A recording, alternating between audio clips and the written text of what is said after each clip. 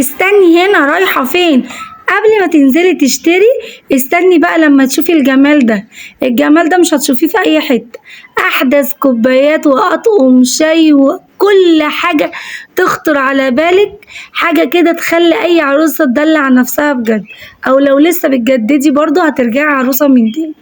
بصي بقى على الرقة وعلى الشياكة. بصي على الشياكة، الحاجات التفاصيل بتاعتها تجنن، ألوان هادية ولمعة تجنن، تنفع للضيوف وتخلي أي قعدة ليها مزاج تاني خالص. بصوا تقومة الشوربة دي حاجات حلوة قوي وأسعارها تحفة.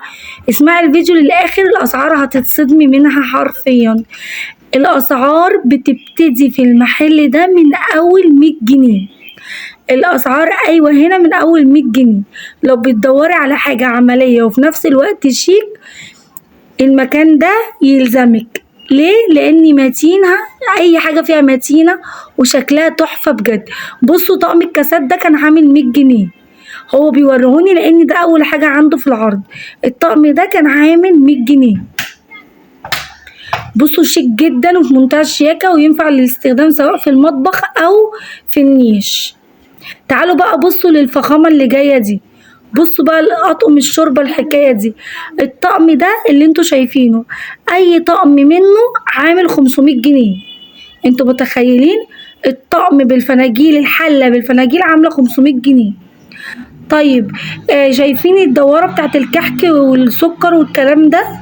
دي كانت عاملة 200 جنيه. طقم الكوبايات هنا عنده اي طقم عامل 100 جنيه. اي طقم عامل 100 جنيه.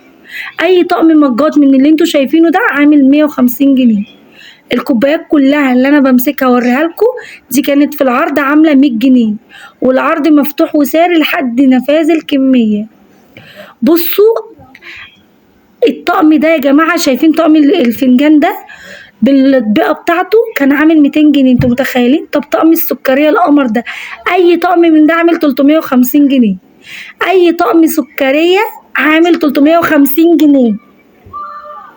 بصوا الشياكة، حاجات بقى عصرية، ولا تقولي لي اصل انا بجهز من زمان وحاجتي متينة وحاجتي مفيش منها. لا سيبك انتي، لسه ما اتفرجتيش على ولاء. لما تتفرجي على ولاء